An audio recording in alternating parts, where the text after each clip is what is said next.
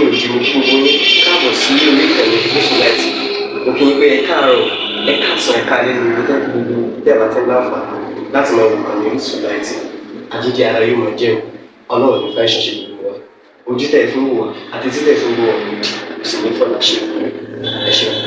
Orísun TV #1 Islamic channel jẹ́ ìkànnì tí ó wà fún oríṣiríṣi wáàsí àti ọ̀rọ̀ ẹ̀sìn látọ̀dọ̀ ọ̀pọ̀lọpọ̀ àwọn àfáà ńláńlá jàǹkàjàǹkà tí wọ́n mọ̀ máa ṣàlàyé ọ̀rọ̀ nípa ẹ̀sìn wa. Ní báyìí, ẹ bá mi subscribe sórí Orísun TV kí ẹ̀yin máa jẹ́ ọ̀pọ̀lọpọ̀ gbádùn àwọn fídíò táwọn fi síbẹ̀ lónìí ọ̀rọ̀. Ẹ bá mi like kí ẹ sì bá mi subscribe, ẹ bá mi share kí ẹ bá mi comment sórí àwọn fídíò ìṣẹ̀lẹ̀ ẹ̀kẹ́ ti sí. Kí wọ́n padà síbi àwọn ọ̀rọ̀ tí tẹ́ béèrè. Àkọ́kọ́ ni ọ̀rọ̀ ti Kùránì lẹ́lẹ́kejì. Ọ̀rọ̀ kan lọ́kọ́kọ́ wà jámù bẹ́ẹ̀ náà sọ̀lá tẹ́. Ní ẹ wá lọ nínú Kùránì Ọlọ́run sọ̀rọ̀ ká kírun wákàtí márààrún. Àmọ́ àyè kan ṣoṣo ló ti sọ̀rọ̀ timing. Àyè kan ṣoṣo ló ti sọ̀rọ̀ timing. Suratul Isra Aya 78. Isra 78. Ọlọ́run ní a'udhu billahi minash shaitani. Wa aqimis salata liduluki shamsi ila ghasaqil layli wa qur'anal fajr. Inna qur'anal fajri kana mashhuda. Aqimis salata. Ọlọ́run dàrẹ́ sọ̀rọ̀ sáà Nábì gangan. Aqimis salata. Máa kírun. Márààrún ni ẹ o. Tọ́rọ padà sọ náfìlà létà sí tahajjud. Aqimis salata máa kírun liduluki shamsi nígbà tí òun bá ti dé tó bá ti kàntàrí. Ila ghasaqil layli kí di ìgbà tí òun náà bá tún wọ̀ tó alẹ́ bá dé. Wa qur'anal fajri kọ́ dẹ̀ tún kírun kó o sì ka Kùránì ní àlìfájàrí. Ó jẹ́ mẹ́ta tọ́lọ̀ ń dákọ̀. The basic rule ìrun kíkí wákàtí márààrún òun náà ni pé ìrun márùn ní ń bẹ àmásìkò mẹ́ta là ń kí. Ẹ kí ní duluki shamsi nígbà tó òun ti ràn tó ti dátàrí. Ẹ kí ẹ bá ti kí àyílà tán àlásàrì ti gùn immediately. Tẹ́ ẹ bá ti kí mágárì tán ìṣáì ti gùn immediately. Àsùbá òun nìkan ni.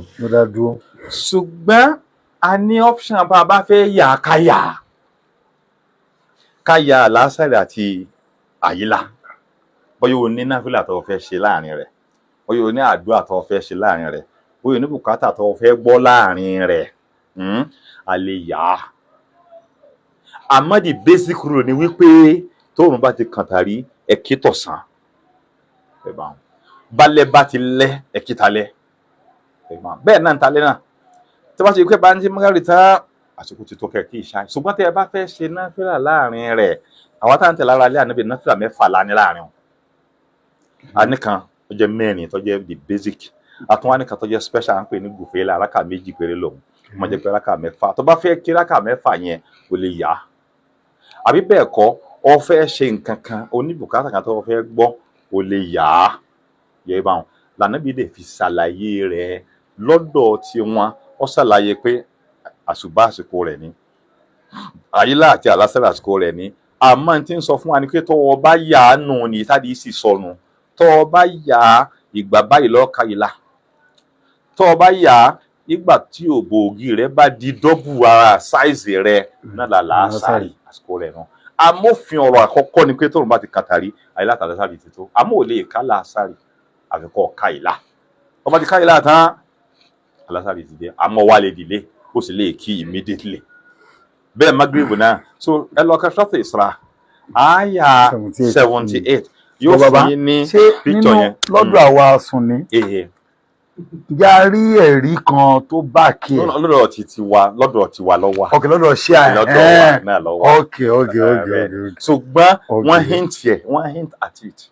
Ok, kò sí tafsir Sunni tó mú wá bẹ́ẹ̀. But hadith kan lọ́dọ̀ Abdullahi ibn Abbas. Ok. Ìbámu tó pé ó ń ṣe wáàsí lọ́wọ́ ní mọ́sálásí Ànábì ní Madina. Magari wá dé. Kọ̀ wá dìde. ẹnìkan wá ń sọ pé as-salat as-salat as-salat wá ní dákẹ́ sọ ọmọ súnà jù mí lọ ni a máa ń ká ilá àlàásàrì papọ̀ a máa ń kí magari ìṣáì papọ̀ láì sójò láì sẹ́rù tí ń bà wá tó eléyìí lọ́dọ̀ wọn lọ́wọ́ láì súnà náà lọ́wọ́ so àwọn ọmọ challenge ọ̀rọ̀ yẹn o. àmọ́ ọmọ dáadáa evidence. ọmọ dáadáa àwọn èèyàn mi ò yanjú rẹ̀. tó ti àwọn èèyàn mi ò yanjú rẹ̀. so ọ̀rọ̀ pé ti ṣáìdì alákọ̀ọ́kọ́ eléyìí ẹlẹ́ẹ̀kejì ni ti Kùránì. nítorí àwọn mẹ́rin pé sọ pé lẹ́yìn ìgbà tí mo bẹ̀rẹ̀ sí ní ṣèwádìí nígbà tí mo wà ní Sunni ó gbà mí tọ́dún mẹ́ta. then mo gbà pé ọ̀gbọ́ àwọn ènìyàn mùsùlùmí ni wọ́n. kódà ó ti wù mí rí kí n máa ṣe ìbádà bíi tiwọn àmọ́ kìnìún kan hold me back kí ni nǹkan ọ̀hún wọ́n ní wọ́n ní Kùránì mi nǹkan bá wọn jẹ́ ni Kùránì mi tí wọ́n wá ní ìlọ́ bá wọn jẹ́ èèyàn ò ní Kùránì mi kò jẹ́ mùsùlùmí ọ̀rẹ́mi náà ti rẹ̀ láti ọ̀gbọ́n bá lọ àti ẹ̀wọ̀n agbọ́n náà á sì wádìí ni tí wọ́n ní tọ́jú àbí wọn ò ní. mo wá ka tírà kan ọkùnrin kan máa ń pè ní Ilahi Zahir ọmọ Pakistan ni tírà tó kọ Saudi ló publish rẹ̀. mo wá ní ọ̀gá mi kan lecturer ó wá ṣe hajj tí ó sì fẹ́ kí n tẹ̀lé ara lé ó wá kó gbọ́ àwọn tírà náà wá kó wọn wá tí n fi hàn pé tí n sọ pé ṣíà ní Kùránì mi mo wá kà bẹ̀rẹ̀ mo sì kà tán yányá ó wá sọ pé àwọn kan rí ní Germany wípé kódà ẹni tó rí ní Germany yẹn gangan pẹ̀lú ń sọ wípé tírà àtàwọn ṣíà nù mo ní Yorùbá ní òkú bí ebi mọ sí tòsí wọn ò ní Kùránì mi kọ́yípáyé kan ní ọ̀wá wà that is one. ẹlẹ́ẹ̀kejì mùsùlùmí ò ní gbọ́ ká má ti trace ẹ̀ lọ bí tó bá wà wípé kò jẹ́jẹ́ bẹ́ẹ̀ tí bá ń bẹ́ẹ̀ bẹ́ẹ̀ produce ẹ̀ báyìí. wọ́n á ní pé ọ̀kọ́rọ̀ sura kan wọ́n ń pè ní Suratul Wilaya sura kan wọ́n ń pè ní Suratul Kìnìkan irọ́ lélẹ́yìí ẹ fún wa ń Kùránì gẹ́gẹ́ àbí kẹ́ photostat ẹ̀ kẹ́ gbé fún akárí. wọ́n rí bẹ́ẹ̀ wọ́n dé Iran ní ṣèwádìí wọ́n á lọ ní 2006 wọ́n lọ bí wọ́n ti ń ta Kùránì bí wọ́n ti ń tẹ Kùránì bí wọ́n ti ń lo Kùránì bí wọ́n ti ń ka Kùránì wọ́n wá kúfẹ̀ kan béèrè wọ́n ní kò sí ń tọ́jọ́ gbàgbé rẹ̀ pé lẹ́yìn tí ń bẹ náà ní pé bákan pé ìyí ò ìbàjẹ́ náà kàn fi ń ṣe lásán ọ̀dà mọ́ni tó wà mẹ́rin pé mo need the time kí n lọ ra Kùránì tí wọ́n produce ní Iran stamp Iran company Iran mo wá lọ sí ibi kan tó ń pè ní Ansariyan mo rí Kùránì wọn mo sí àwọn ibi tá a ti mọ ní disagreement láàrin ọ̀rọ̀ bẹ́ẹ̀ tó wáyé kí wọ́n bá ṣe kájọ ilé ibi tó àwọn kìíní ìyẹ̀kọ́ wà ní bóyá àwọn ilé scholars ni wọ́n mo wá láàrin ọjà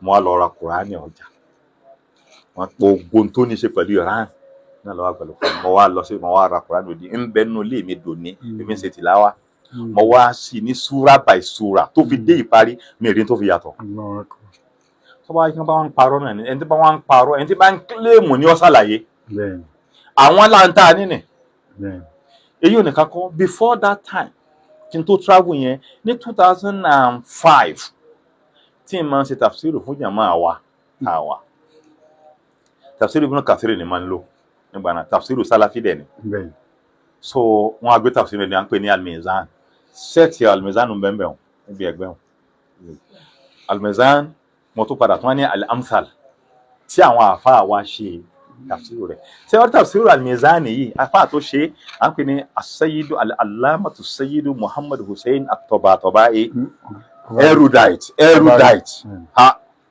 irú rẹ̀ wọ́n láfa ọ wá ṣe tíra yìí òun ni ìrá àwọn ti tẹ̀ à ń pè ní Al-Mizan fi tafsir al-Qur'an al-Allamatu Sayyidu Muhammad Hussein at-Tabatabai tó bá rí àfáà Sunni ni Sunni tó bá rí Sunni tó jiná so ó kọjú pé ṣé àná máa ń lo tíra Sunni dáadáa a máa ń lo tíra Sunni dáadáa àwọn ní tíra wa máa ń jó lọ́wọ́ bẹ́ẹ̀ ni tíra tí wa máa ń jó wọn lọ́wọ́ wọ́n máa ní ká máa kà rárá àmọ́ tíra tí wọ́n bẹ́ẹ̀ bá dé library gbogbo university Iran tó tiẹ̀ fi rọrùn fún àfáà tọ́lẹ́ láti wá kó ṣẹ̀ yẹn apart from that wọ́n tún wá ti ṣe wọ́n ti prepare CD gbogbo tíra alùsùn náà pátá ní bẹ́ẹ̀ pé ọmọ ẹ̀ná kó tó mọ tá lù bẹ́ẹ̀ torí pé wọ́n fẹ́ ká fojú méjèèjì rí náà wọ́n fẹ́ kó ojú kan rí náà kódà tó bá dáa nínú tí wọ́n sọ àmọ́ kó jáde kódà tó bá ní ṣe pẹ̀lú àkídà wọ́n pé lágbájá sọ báyìí lágbájá báyìí wọ́n wàá fi ṣe justification ọ̀rọ̀ lérí ọ̀rọ̀ ṣẹ̀ríà àwa ń ka tírà tiwọn àwọn ni wọn ò lè ka tiwa so Al-Mizan lélẹ̀ so tírà yìí 21 volumes ni. fúyẹ́ tóbi tó yìí. yes 21 volumes ni gbogbo ẹ̀ níbẹ̀ níbẹ̀ o Al-Amsal náà òun náà súnmọ́ 21 náà ní máa fẹ́ mú jáde fún bàbá tó wá kọ tírà yìí ó lò tó 40 years tí fi ń kọ́.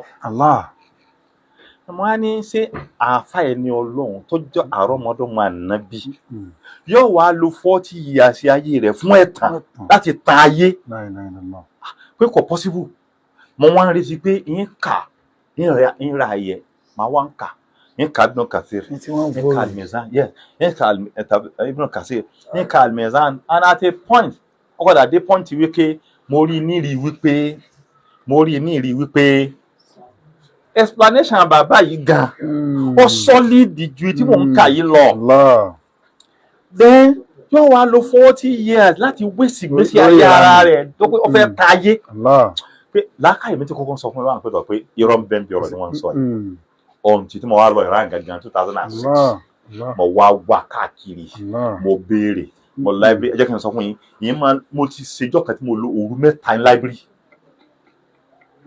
Imam Khomeini University mo lo òru mẹ́ta every night á kì í ṣáà ìta àwọn yòókù mi ò lọ òkè èmi ò lọ library mo ń wá àṣírí tí wọ́n fi ń pamọ́ ètò mo tó kàn ní pé tíra alùsùn náà kúnnù tíra táwọn afá wa ń lò gangan àti pé irọ́ ń bẹ ń bí ọ̀rọ̀ yìí ẹni tó bá wá mọ̀ kúnnù ní tíra tí àwọn ṣíà ní Kùránì mi nìkan wá gbé jáde ṣíà láwọn olómi àwọn afá wa láwọn olómi gbogbo fàtáwá sọ pé kò sómi ẹ wọ́n sọ pé bẹ́ẹ̀ náà ni ẹ mú jáde lókùn yẹn ẹ dákẹ́ tẹ́yìn bá ní làákàyè ọ wà dákẹ́ afẹ́mu yín ọwọ́ wọ́n bá Kùránì náà báyìí láti ọgbọ̀n ọdún tèmi ti ń tẹ̀ lára lé wọ́n èrí produce tó fi lónìí irọ́ ni wọ́n ń pa ẹnìkan sọ̀rọ̀ lérí kíní tí mo rí wọ́n fi hàn mí pé kíni wọ́n ní wọ́n ti fi pamọ́ ní kódà ọ̀rẹ́ mi kan lórí ní Pakistan pé yóò wá lọ́ọ̀jì ẹ̀ kí láǹfààní tíra táà lè lò tọ́jú ayọ́ apàdé ní ọ̀sẹ̀ wá gbé jáde wá mo ní eléyìí ọ̀bá làkà ìmọ̀ ẹ fara balẹ̀ if I were you ń settle down o lè torí ẹ̀ travel lọ Pakistan ń lọ mú Kùránì wọn jáde níbi sọ̀rọ̀ èyí rọ pa àìfirọ́ ṣe dá wà kò sí Kùránì mi ń rírí níbí yìí wọn láwọn tó já ṣáájú tó tètè di ṣíà kábáníká lo wọ́ọ̀dù ṣíà mo wà lára àwọn tó já ṣáájú yìí ìpàdé rẹ̀ rí ẹni tó bá wá rí ni kó mú jáde so èyí ń bá wọn kí tó ní ẹwọ lẹ́lẹ́kẹta tọ́ méjì yẹn náà ni so àkọ́kọ́ àmọ́ ṣe jáwọn òbí náà sọ̀lá àtẹ́yìn láì bila khawfin wala matar láì sójò láì sí pé kíní kan bẹ̀ tí ń dẹ́rù bá wọn àtúnwá máa yà táàkì ní bí wọ́n ṣe